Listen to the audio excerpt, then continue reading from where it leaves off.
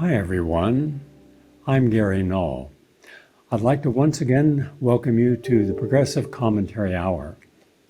Today, we're going to continue with our conversations with remarkable minds. The topic today is the loss of American influence in the world. And who have we found to be our remarkable mind? Colonel Lawrence Larry Wilkerson. And he's down in Virginia. And Colonel Lawrence is a retired U.S. Army colonel who served in the military for 31 years and was the former Chief of Staff to General Colin Powell in his role as Secretary of State and earlier as General Powell's Special Assistant when he served as the Chairman of the Joint Chiefs of Staff. He's a distinguished adjunct professor of government and public policy at the College of William and Mary in Virginia. And he also was an outspoken critic of the Iraq War, the Bush and Cheney White House, and the Biden administration's fueling the current military engagements underway in Ukraine and Palestine at the expense of peace negotiations. He's a frequent commentary leader on a variety of programs, including Judge Napolitano. By the way, when I met Judge Napolitano 2 years ago, we spent an afternoon talking with about 4,000 people who came up to Kingston, New York. I found it to be extremely insightful and very thoughtful. Anyhow, he does a program called Judging Freedom, and Dialogue Works, and you'll frequently see our guest on that program.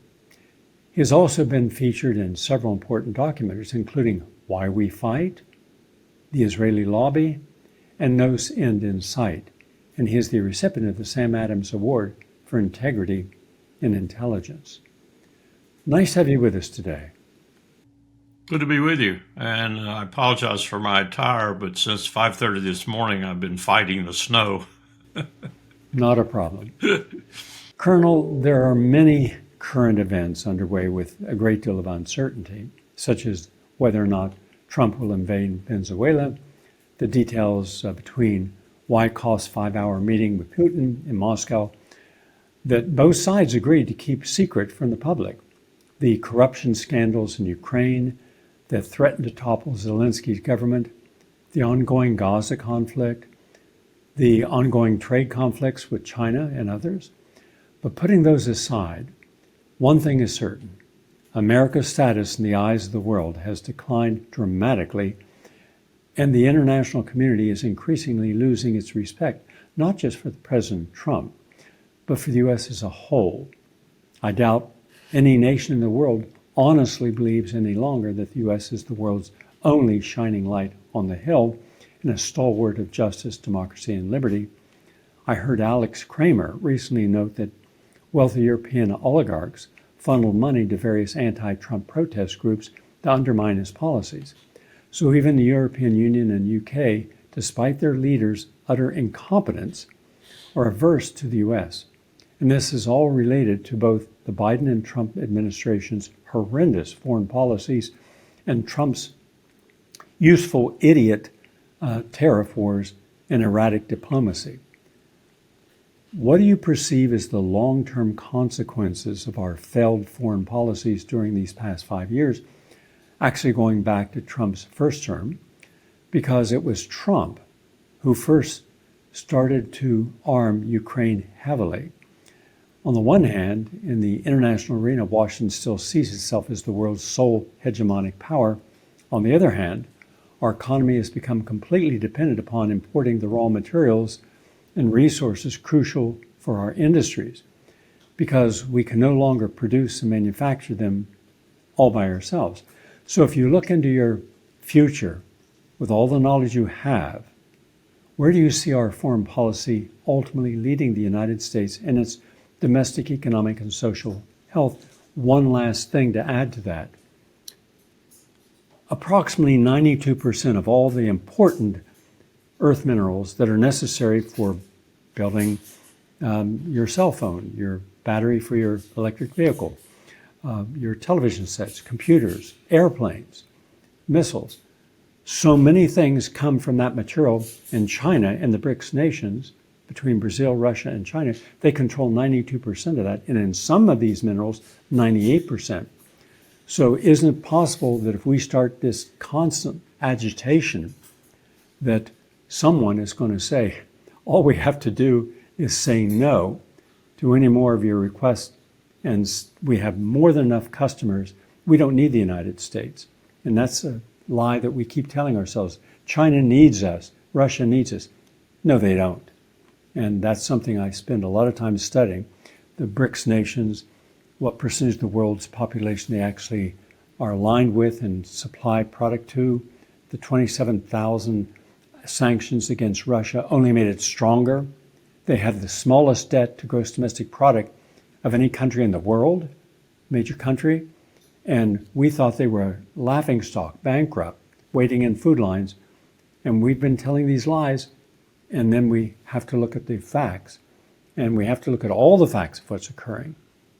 And when you look at all of it, you think, wow, where is this likely to go?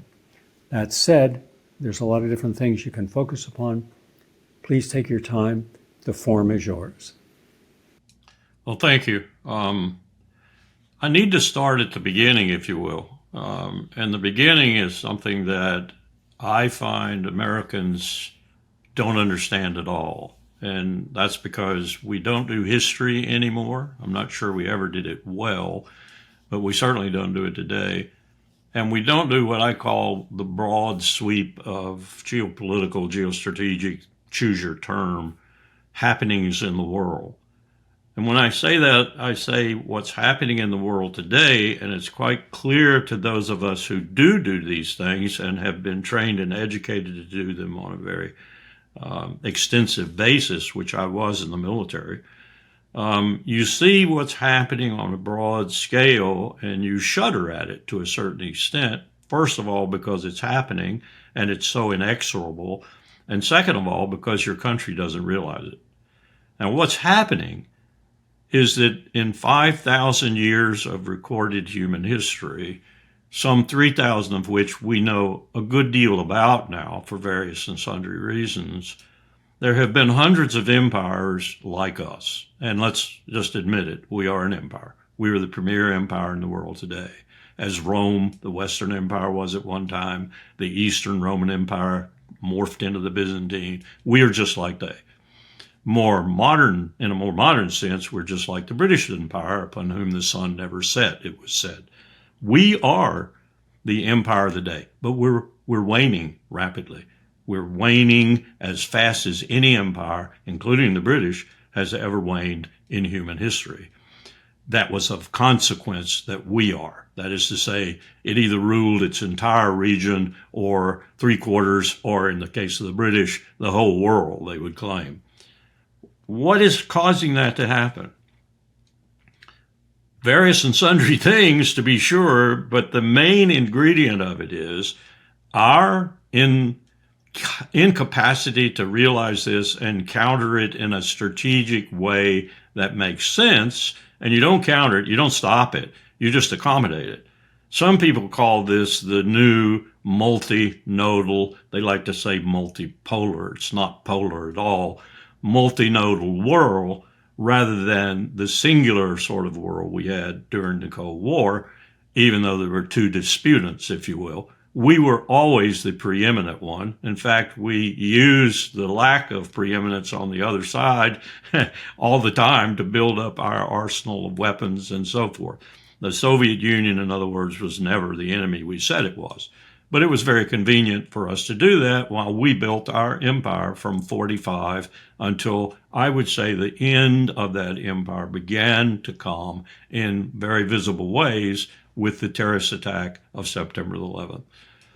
So what does it mean? It means that 2,000 or 3,000 of those 5,000 years I talked about, the power was in the East. And the magnet and intellectual center and cultural dynamic provider, and you name it, whether the exchange was silk, silver, gold, whatever it might have been, was China. And China enjoyed a period of really what you might call the generator of culture, of education, of society, of rule of law, if you want, of all manner of things that we take for granted today. All to say that the power was in the East. Then really, with the beginning of the Spanish, the French, the British, and to a certain extent the Russian, and footnote that because Russia has a foot in both worlds, East and West, the only formidable country on earth that is blessed and cursed with that situation geographically, foot in both worlds. So you have this power coming over, and Ferdinand and Isabella send this really bastard over to the New World, who brings with him all the killing and the destruction and everything, and Christianity, which turns out to be one of his most lethal weapons in the hands of the people he brings along to foment it in and amongst the natives. And they rape and pillage the New World and send enormous amounts of wealth back to the old world. It's not really the old world. It's the middle world. China was the old world. And that makes them into empires eventually. The Spanish Empire, the French Empire, the British Empire, ultimately preeminent amongst them all. And what does George III do with his colony on the other side of the Atlantic Ocean? He makes a huge strategic error. Now, you can say that the power of things as they are in the world would probably have done this anyway, but he prematurely makes this empire start to grow into an empire. By starting a war, they started it with him, but he really started it with them. And so you get the final product, which is all other empires disappear, and all you have left in 1945 is the nation that built 59,000 airplanes in a single year, had 111 aircraft carriers, had more ships in its army, 7,000, than it has by far in its navy today, and had enormous amount of ships in its real navy, on and on and on, and 51% of the entire world's gross domestic product. An empire, and we were an empire. We then designed through NSC 48 and other devices, official, a management scheme for that empire. And that management scheme included things like the National Security Council and all these intelligence entities we now have, 17 of them, count them, and all the money that flows into them and all the perfidy that they produce. And Harry Truman, for one, knew that that was the case and did not want to create the CIA, for example, but was forced into it by the power that came out of World War II, generated by Bill Donovan, and one of the most nefarious people that ever lived on this earth. And boy, when you think about that, that's a lot of nefarious people, Allen Dulles. And this empire becomes preeminent in so many ways, but the most intriguing way for someone looking at it like I do is that in all this history I've just cited for you very briefly, where the power moves out of the East gradually and is in the West, culminating in the largest empire, the most powerful empire the world's ever seen, the American empire, has something that makes it very different from every other empire in human history: nuclear weapons. And it demonstrates that difference by being the only nation on the face of the earth in possession of these weapons that kills human beings with them: Nagasaki and Hiroshima. Keep that thought in mind, like you're keeping in thought in mind the Russian dichotomy, if you will. Fast forward to the present time, post 9/11 in particular, when we went off our rockers, really, as an empire. But that's a common thing in empires, whether it's Caligula in the Western Roman Empire or it's some other nut in the Persian Empire or whatever.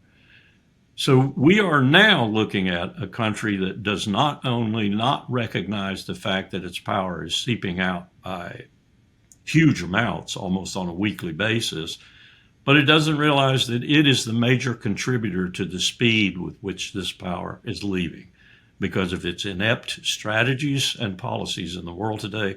And no one personifies that more than the absolute moron we have as President of the United States today and his assembled cabinet, which tries often to rival his morality. So we're at a point right now where this empire is destroying itself, and it's destroying itself and watching the rest of the world, now probably as high as 60%, who already abominate it in some way or another because it's been sanctioning them. We had something like 32 countries under major sanctions for the last 20 years or so, or it's making war on them. We look at the wars that we've created, both proxy wars and wars in which we've participated since 9/11 alone. And the world's growing weary of this empire at a much faster rate because of that than it would have otherwise, and also the disastrous mistakes we're making. So where does that put us today? That puts us in a very perilous position. But I'm going to come back to that one footnote again and say, the thing that differentiates us, the thing that is making the world increasingly uneasy, is they realize that this technological difference between us and every other empire in human history, nuclear weapons, will be employed. At the end of the day, it will be employed to arrest the ultimate deterioration of the American empire. So you talk about my main worry in this world today. It is that we will do that when we come to the point where our debt is costing us, and Scott Bessent, the current Secretary of the Treasury, actually had a meeting and talked about this the other day, when our interest payments on our debt are not $1 trillion annually as they are right now, or $2 trillion as they're predicted by the Congressional Budget Office to be shortly, but $3 trillion. There is no way on earth that we can sell that debt to the rest of the world at a reasonable interest rate, which will attract them to buying it and survive. No way. So we're getting ready to crash, literally, figuratively, name your adjective or adverb. We're getting ready to crash in a sense that no empire probably has terminated itself in the past of consequence as we now wield. And I'm very fearful that in order to try and arrest that at the last minute, we will use nuclear weapons. What do I mean by that? Pick your scenario. Whether it's in Europe, or it's in the South China Sea, or it's on the Korean Peninsula, or name another place where we could, in fact, pick a war, if for no other reason than to try and eradicate this debt, which is going to be so awesome, we won't even be able to move, literally not be able to move, let alone ply the world with our wares. We're going to be so deeply in this debt that the only way we'll see, and there are already people talking about this, serious people talking about this, the only way we'll see to get out of it is to start a global war.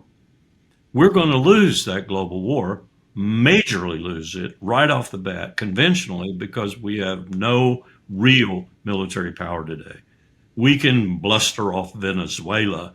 We can say we're supporting a proxy war in Ukraine. We can do all manner of things like that to look like to the world, disguise to the world our weakness, that we're a powerful military power. We're not, except in one respect. We have almost 6,000 nuclear warheads and the means to deliver them all. So that's the kind of war I'm talking about we're going to create in the world in order to bail this empire out, we will think. But what we're going to do is destroy us and everyone else at the same time. Call it the kind of suicide, for example, that Jewish community that went up on Masada with the 10th Roman Legion at the foot and committed suicide, wholesale suicide. And incidentally, we have another individual in the world right now possessed of nuclear weapons who would do that in a heartbeat. He would do it in a heartbeat. When Bibi Netanyahu finds that his whole career is at an end and that it is a disastrous end, the Jewish state of Israel destroyed, the Levant no longer a safe haven for Jews. They're already unbailing, or they're bailing out of Israel at an alarming rate. Some 2 million have left Israel already. He has nuclear weapons too. So it's not just this empire I'm worried about initiating this Holocaust. It's also Bibi Netanyahu and his nuclear stockpile. So that's where we are today. And that's why I come to answers to your tactical questions, for example, like this.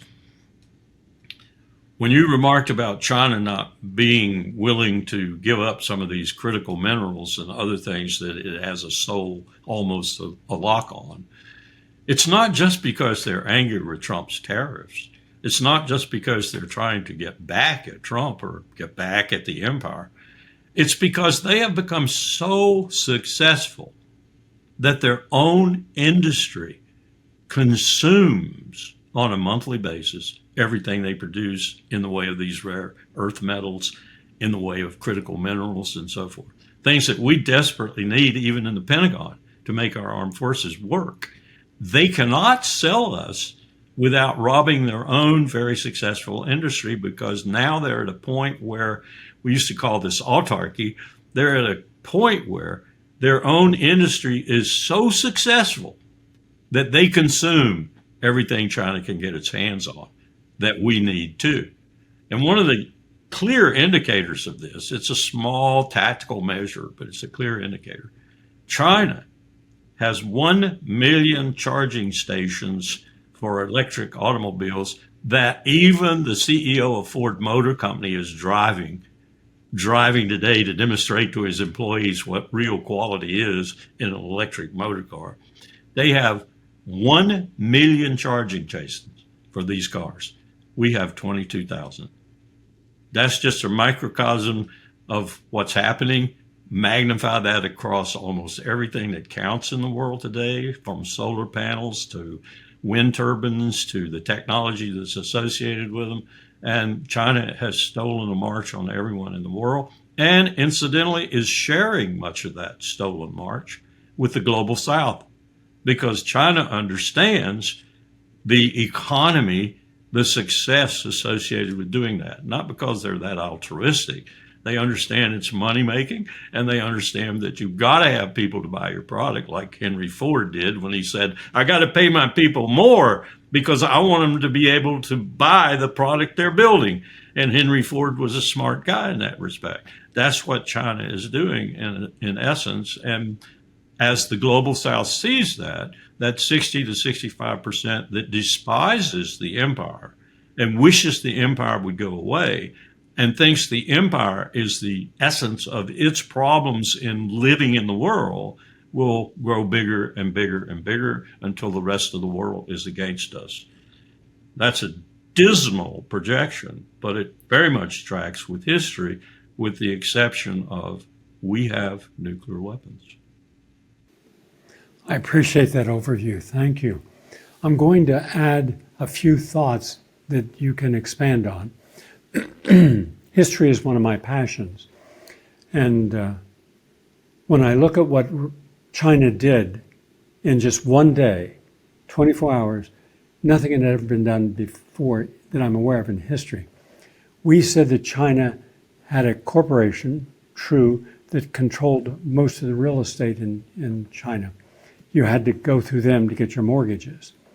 But they had particular laws that if you could not afford to stay in your debt cycle, you were not forgiven that debt.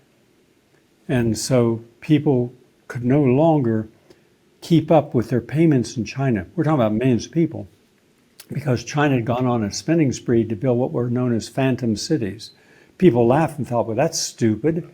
They just build a city that has hospitals and soccer stadiums and theater and beautiful homes, not always built with highest quality materials. Some were, but it can hold 7 million people. That's almost as many people as live in New York City. But nobody's living there. And he built over 100 of these around the country. Now we see why.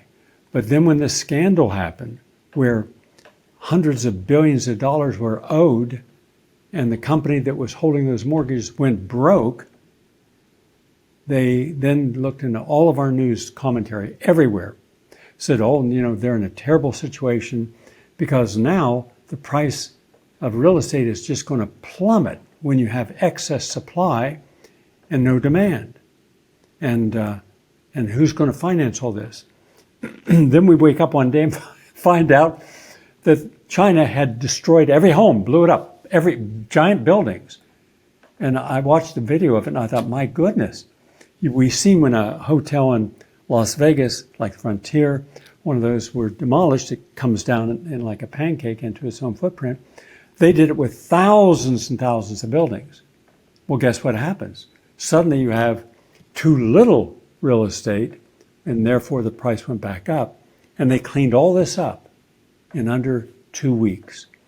But then we realize, if we look carefully, China has no competition in the world. We're light years behind them when it comes to artificial intelligence. And theirs will not always be benign, nor will ours. But that's something that we're not being told about. We're only talking about how artificial intelligence is going to make all of our lives better. There's the Secretary of the Treasury, to another point you made. There is the head of commerce saying artificial intelligence is going to create so many jobs. And on the other hand, the people creating artificial intelligence says one of the reasons that this is so popular is going to be a multi-trillion dollar, $15 trillion a year business is because you're going to get rid of up to 70% of all the white-collar workers in the United States. But within those white-collar workers are going to be diagnosticians, artists, art directors, musicians. They can produce films with old actors. They can bring Clark Gable and Marilyn Monroe back. They can do the music. They can do everything that we're doing now, including counseling. So psychology, psychiatry, diagnostics, neurosurgery, medical treatment, since they will be able to diagnose and recommend the best therapies. So you're going to see a complete changeover of the huge number of people and the debt, $5 trillion a year in our medical healthcare system, where there's very little health in that system. And so what exactly are you supposed to do with over 100 million people are going to be unemployed, they say, within the next 24 months. That's just 24 months. But then they predicted 2 years ago that it would be 15 years before this would happen. Then recently, the man who won the Nobel Prize, the only person who won the Nobel Prize for his development, the godfather of artificial intelligence, says, it's here now. What we were told would happen years from now, it's present now. And two of those people already said that the artificial intelligence is creating a back door so there's no off switch. But the trouble is, in creating it, there were over 400,000 people, some of our best and brightest out of the best schools, went right in there. And what a workplace. I mean, if you've been to the campuses, you wouldn't believe it. I mean, you say, who does this? One 8-acre campus where they have gourmet restaurants for breakfast, lunch, and dinner. But if you feel a little stress rooms. They've got yoga teacher massages, Tai Chi classes. They've got natural forestry where you can go and just spend as much of the day as you want enjoying exotic flowers from all over the world, and aromatherapy rooms. They've got a basketball court, and they've got all these other games you can play. What about the work? Well, we don't want you to be stressed. When you feel okay, you come in when you want, you leave when you want, you talk as much as you want, and everything you need is there. And we start you at $150,000, go to $300,000 in your first year. What's left out of that equation? These are the people designing the artificial intelligence's messages. And now, in the last 12 months, 100,000 of those people have been let go. No severance, nothing. They come in the morning, their computer's locked down, their badges taken away, no more gourmet breakfast, nothing. But now they go outside, and those were people who had a job. And there's 55% of all college graduates have no job. When I graduated from high school, there were at least 3 jobs for every person. Now, you see people who are living at home without a job because it's gone. Universities weren't honest. Administrators weren't honest. They didn't say, the course you're taking will have no application in the future. Then what are these people supposed to do? Well, according to Dr. Carmi Harari, who's the real spokesperson for the World Economic Forum, or was until recently, and he sits on a board where the most powerful economic person in the world sits, the man who founded BlackRock. He is now the chief advisor on the World Economic Forum and Davos. And yet people have never heard of him or his company. Vanguard, State Street, Berkshire Hathaway, Fidelity, the number one is BlackRock. And they both own stocks in each other's company. But they also own stocks, controlling stocks, which gives them a membership on the board of 80% of all the major corporations in the world. 80%. You want a Pepsi, you want a Coke, they control both. You got 15 pharmaceutical companies, all making drugs, and 9 of them making vaccines. They control it all. So everything, they control the media, they control the medical journals, they control the college's grants. And yet not once have you seen an expose, not one single expose, and any, not 60 Minutes, Dateline, Nightline, 2020, nowhere on these people. They're untouchable. So who benefits from war? 7 of the leading heads of military industrial complexes are women, with the same disposition as Madeleine Albright and Hillary Clinton and Jean Kilpatrick and others like that. Very neoconish. So then you mentioned debt, that we can't hit 3 trillion. Well, we're adding $1 trillion of debt every 90 days. And that means there's an exponential growth towards increasing debt. We can't even pay down the $38 trillion that we currently have. But we've been lied to. Colonel, I did a major white paper report. I sent it to every member of Congress and the media. We don't owe 38 million. At that time, it was 36 billion. We owe $223 trillion in debt because they didn't add on underfunded entitlements, funded entitlements. They didn't add on all the other debt, corporate debt, because right now we're sitting on the biggest economic time bomb in world history. It dwarfs 2008, 2000, 1988, 1978. Those are child's play compared to what we now owe. If you add in state debt, corporate debt, all the debt of homeowners, mortgage debt, car debt. In 1 year, you normally have somewhere around 200,000 cars repossessed. In the last year, you've had 1.7 million cars repossessed. Right now, with no jobs for a lot of people, the vanished people, you have 4.2 million used cars that are not selling, and new cars that are not selling. RVs have stopped manufacturing because they've got this huge backup, and nobody has the money to buy them. So these corporations, including the billionaire class, have been playing games with money. Right now, Japan, just for the first time since, I believe, 1978, has given a tiny interest rate on its yen. Well, okay. That caused, it was the second largest economy in the world for almost 60 years behind America. Now it's in 5th place. Who took its place? Russia, with 16% debt. What's the United States' actual debt? It's not 287%, it's 1,200% debt to asset. So all we can do is either say to the world, we're sorry, we can't pay you anymore. That's not going to happen, because overnight, within an hour of that, the entire world economy would collapse because everything was pegged to the dollar. No longer, because China and the BRICS nations, and now there are 27 new countries wanting to be a part of the BRICS nations. They control 47% of the entire economy of the world. And they overtook the United States as the #1 economic power by $1.2 trillion just in the last 12 months. And Russia's moving up even again against India, the second largest, but with no debt. India has huge debt. So when I look at everything that's in play out there, and I see all these signs, I see we're bankrupt. We're going to have to pump more money. If we pump more money, the value of the dollar is going to go down further and further and further. And where we had everything done in dollars from Bretton Woods, now you have all other currencies, including the yuan, that is taking its place. So our dollar could collapse when the collapse comes sometime in the very near future. Rents are sky high, and yet now You have people only who are rich can afford to live in a city like New York City.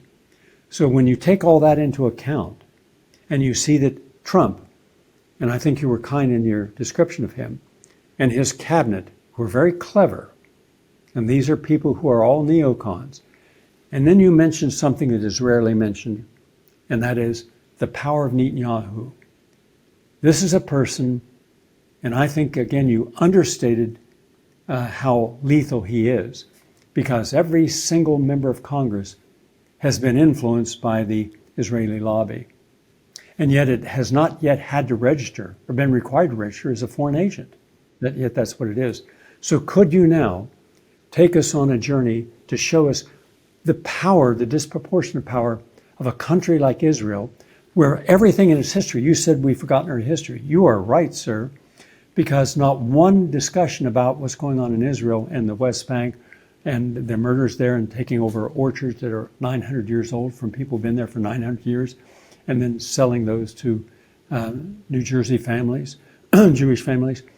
And then in Gaza, where we say we care about life, but we don't care about the children there, the number of people who've been killed, we say it was Hamas. So the moment you mention Hamas, you're saying every Israeli or every Palestinian is Hamas supporting. Not true.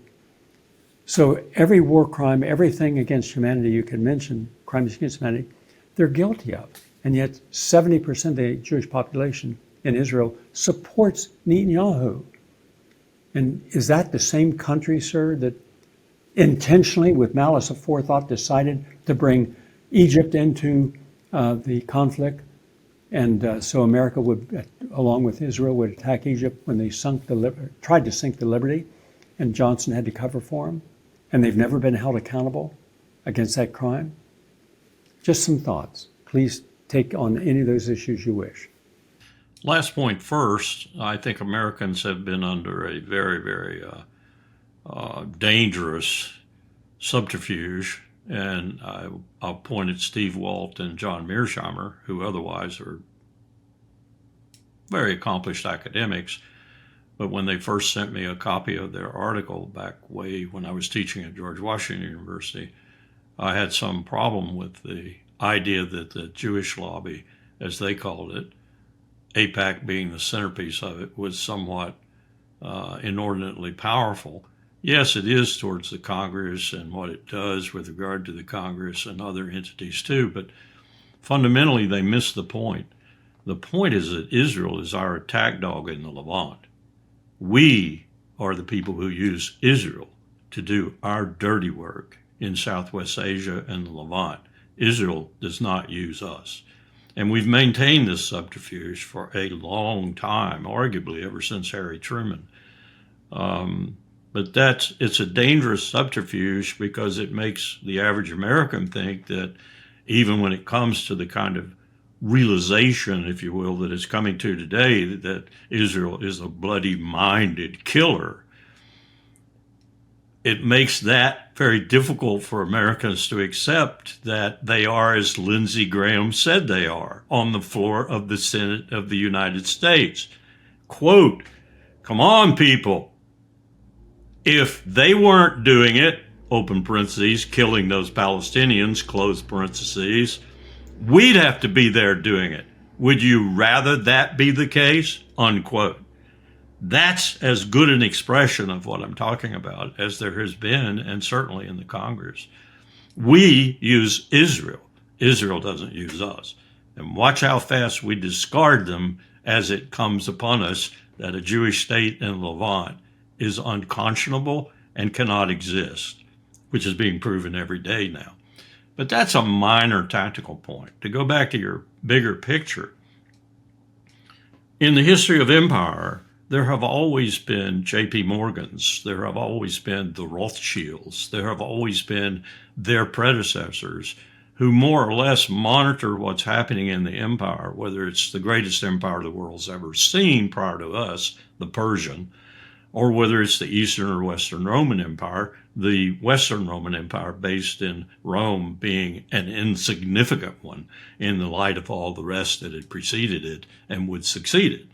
We think it was terrific and great. It really wasn't. The Eastern was far greater and lasted far longer, turned into the Byzantine, as a matter of fact. There are always Blackwaters.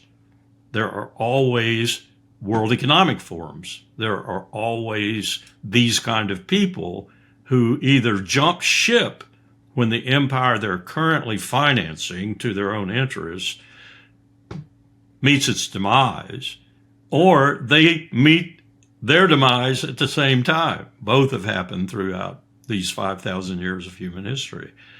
We have our own people like that now. They live in the shadows behind Donald Trump. They lived in the shadows behind Barack Obama. They live in the shadows behind George Bush, Ronald Reagan, all the presidents we've had. One of the things President Obama said to me in the Roosevelt room in a moment of clarity and epiphany, and this is a direct quote, looking straight at General Eaton and me and the other people in the room across the table, there weren't many. John Kerry, as Secretary of State, was at his side. There's a bias in this town toward war. I wanted to say, you think, Mr. President? You think it took you 8 years to figure that out? Because you was in the last year of 2 terms.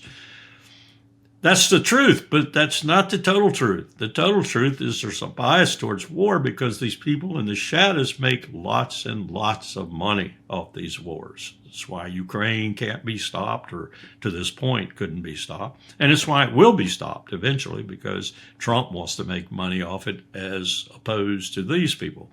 So the question about them is, where will they go? What ship will they join? Is there one they can join? I mean, it's not like Britain looking at America when 1956 comes and Eisenhower ends their empire in one swift move by telling them to get out of Suez. And incidentally, Britain and France got out right away. Israel lingered.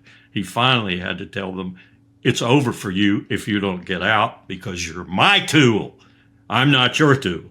That's the last president that had told the truth. So that's not anything other than the way the world works in many respects. Heinous way, as Thomas Piketty has pointed out in both of his books about predatory capitalism, but it is nonetheless the way it works. But coming back to my original point, that's not the serious issue right now. These people are not the serious issue. They are criminals, every one of them, as far as I'm concerned, but they're very wealthy criminals. They now possess about, I'd say at any given time, 99.5% of the world's wealth, while the rest of the world tries to get along on the other 0.5%. It's terrible. What I'm talking about is how they will end it all. And they will end it all with nuclear weapons. And they will be complicit in this. And the conversations that even I have overheard in the councils of government where I've been about the need to get rid of a lot of people in the world because we simply have too many are a compliment to what you were just talking about with regard to reduction of jobs and AI and all the rest of the garbage that comes along with it. And I use that term carefully. It is garbage in my mind because it is their tool to get rid of this 10 billion global population that we're going to have by 2050. Climate crisis is going to do that too, but it's going to do it slowly over time, and it's going to be painful, and they're going to jump in and make as much money as they can off that, of course, too, because they're always that way. They're like the money changers in the temple that Christ, lost his temper, and the only time I can find that he did lose his temper and threw out.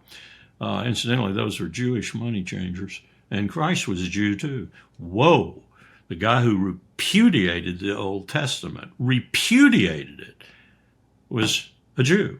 Isn't that strange? So we're looking at a situation where, as I said, these people are going to be destroyed too. And they're going to participate in the destruction because they're aiming at, through such things as a wholesale introduction of AI without the kind of circumspection that should go on beforehand and the kind of legislation that could be developed beforehand in order to keep it from being so rapacious and to actually be a helpmate to society rather than a destroyer thereof. That's not going to happen because these guys see more money in the former rather than the latter. But they're going to go too. As they try to reduce the world's population and make their plans to go to Mars or to go wherever they're going to go, that their billions will take them. And look at what they're doing right now with regard to developing a private space industry and all the other things that are accompanied by that. These are people like Elon Musk who think they can survive this nuclear holocaust that's coming and yet use it to destroy much of the world and get rid of debt and so forth and so on. And they're going to find out that it didn't work. They're going to find out that they are destroyed too. And I wonder, really wonder, about whether or not, given the climate change and inexorability thereof, and this sudden dying that's going to happen with this nuclear war, is not going to end life as we know it on this planet, if not entirely. And it's not that their ultimate goal, if they don't get what they want, which is as much of the money in the world and the power in the world that goes along with it, that they can get. And things like Epstein and the scandal associated with him and other scandals that I could talk about that most Americans don't know that much about, that are in the woodwork to come out someday maybe, that's just the warp and woof of what's happening. It's always happened in all the 5,000 years we know about, but it's happening now with an entirely different dimension to it. And that dimension is floating around on ballistic missile submarines the world over with enough power in a single ballistic missile submarine to destroy human life on this earth as we know it, and perhaps to destroy it altogether. That is a very remarkable change in this really kind of dismal human history. I appreciate your insights because you've been there, you've seen this. I'd like you to follow up with 3 issues, please. And one is, we've been given insights, how accurate I do not know. You would certainly know far more than the average person, about Russia and China developing a satellite system that could create a energy blackout. Our satellites would go, everything that's fed off satellites, our electrical grids would be adversely affected, much like a Category 10X solar flare. We had a 5 just 2 weeks ago, and I was even impacted here and also in New York City. For hours, power went out. And I've written extensively on electromagnetic frequencies. So from a militaristic point of view, Russia and Putin in particular, they're not interested in destroying their own country, nor is China for that matter. But didn't we see the U.S. CIA working and the National Security Agency working hand in hand with Israel several years ago when they created a system that caused the nuclear cylinders that they were working on to be shattered, and they did it without any guns being fired. I think some 2,000 of these were vibrated so hard that they cracked and were useless. So why wouldn't other countries realize that there is no winner at all with nuclear power? Because once it starts, it'll be annihilation. And so wouldn't it make sense to have a non-lethal form of combat? For example, taking down everyone's electric capacity. No airplanes could fly, no ships could sail, no electric vehicles could work, your computer couldn't work, your television, telephone, freezer, refrigerator, street lights, everything would go out, which has happened twice from natural sources of what we call sunspot, happening historically. And the only place that builds the big grids are in China. We don't build them here. We build smaller. And it could take up to 2 years after China got its generators fixed before we would have any for ourselves. But then the nuclear power plants, like the 2 nuclear power plants at Indian Point, 18 miles above New York City, those have 4 weeks worth of backup fuel. The average in the country is 2 weeks, nuclear power plant. Because when you have all those spent fuel rods outside in the fuel ponds, plus those inside, And when there's no longer the ability to cool them, and it takes about 2 billion gallons of water per 24 hours of cooling just one of those, that's why they're always built at a water point, then they're going to, boom, they're going to explode, much like a hydrogen bomb. And then that would pollute an entire area. It would make New York City, for example, unlivable for over 3,000 years because it's far worse than Chernobyl. And so that we also have to realize is another potential or possible. Could you give us your insights from a military perspective on that being one of the things they engage in, irrespective of all the other planes and ships and everything else they create? Well, if you drop down to the tactical level, and you talk about what you're describing there, I would say probably right now the most deadly thing that I'm aware of that is already there in the with regard to what you're saying is Poseidon, which Putin has now put to sea, and he's doing in our face what we did to him in Ukraine. That is to say, he kept saying for 20 years that any U.S. presence, especially ballistic missile launchers, which we were planning to do, in eastern Ukraine was an existential threat to his near abroad. And in terms of traditional military terminology, strategy, and such, he was right. We would not pay any attention, and we kept supporting the buildup of forces in Ukraine throughout the duplicity of our talking as if we were diplomats. Angela Merkel even admitted to it that all we were doing, for example, in Minsk was essentially boxing Putin so that Ukraine would have time to build out even more military forces. And she was right. That is exactly what we were doing. So he's paying us back in our own coin now. If we can insinuate forces into eastern Ukraine, he can insinuate them up next door to us. He's already put forces down there near Venezuela. He's going to put more forces down there if we don't back off. And he's put Poseidon at sea. Poseidon is the largest nuclear-powered submarine in the world. That's not the real threat. The real threat, for example, right now, we don't even know where she is. We've lost her completely. On board Poseidon is a weapon system which they have tested in the labs. And if Oreshnik is any example of their lab testing, it's pretty damn good.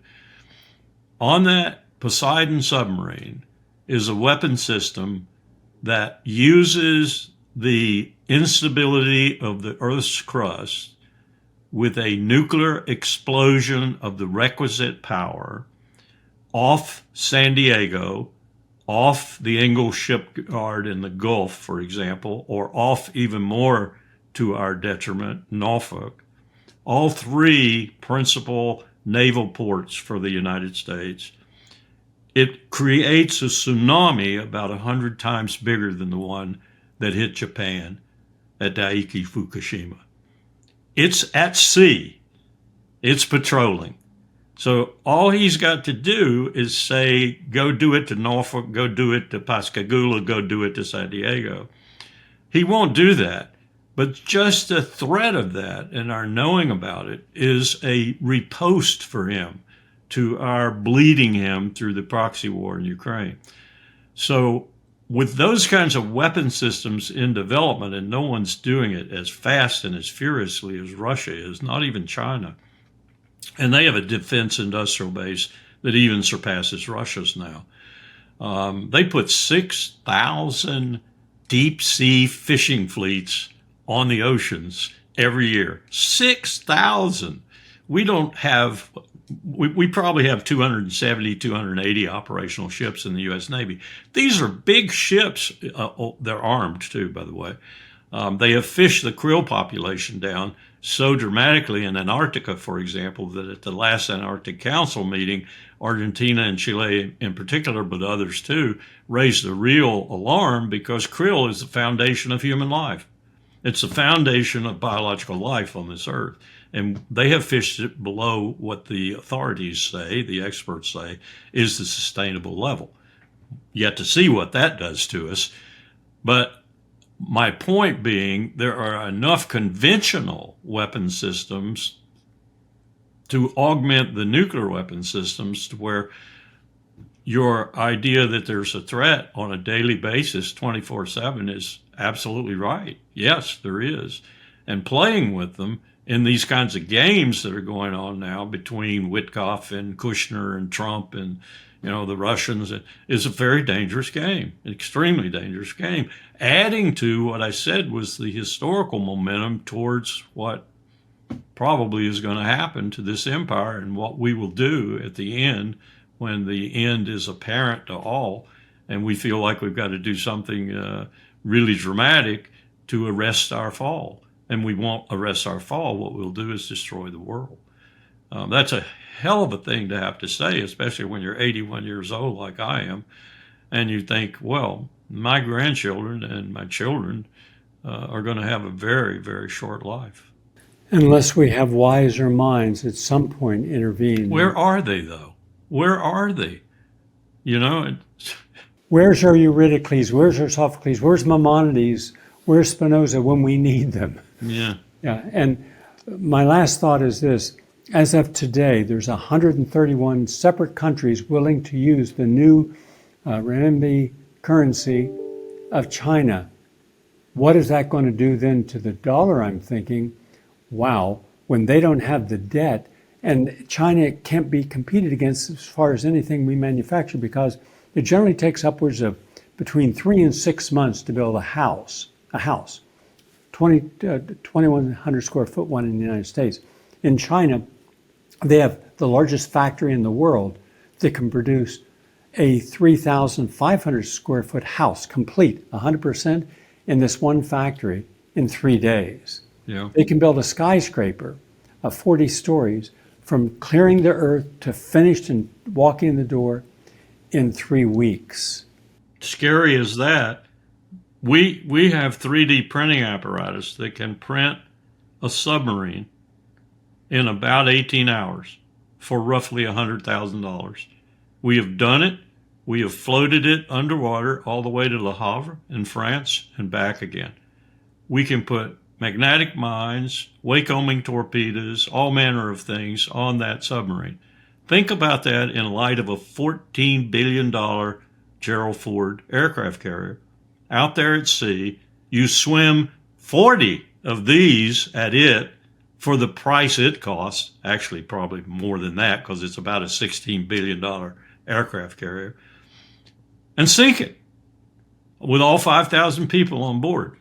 That's how much an anachronism our forces are today against what could be brought to bear on them. And by the way, unlike us with this 3D printing thing and the small submarine, as I said, the Russians have developed Poseidon and the weapon system that's on it. So they went the other way to size and magnitude of explosion rather than taking out the enemy's capital ships. But aircraft carriers are passé today, absolutely passé. We're going to lose 5,000 sailors in one fell swoop. And that's a dramatic happening for the American people, too. Wait till they read that on the front page right side above the fold of the New York Times. It went so fast. These things are all out there, prospective events in the world, and our people are fundamentally ignorant of it. We do not have a democracy anymore in that sense because the people can't participate, the demos can't participate, however limitedly in the governing system, if they don't know the facts. And our people do not know the facts. You are correct, sir, when you say that our empire is being challenged by the very people who control it. And we have stayed, as a silent majority, silent for too long, for whatever our explanation. We need to have our voices heard. You're certainly giving us a clarion call. We appreciate it. And I look forward to another conversation because there's so many other areas I would like to discuss with you. So I want to thank you for coming on today. Thank you for having me. I appreciate it. Colonel Lawrence, nicknamed Larry to his friends, Wilkerson. retired U.S. Army colonel and author of several important books, very distinguished, and a person who has got the courage to share his insights. And he's been right there at the policymaking table with people, and he knows what he's talking about. And also you'll see him on Judge Napolitano's Judging Freedom and Dialogue Works and other programs as well. Share this program with others if you find that there is something in it that is meaningful to you. Thank you and have a nice day.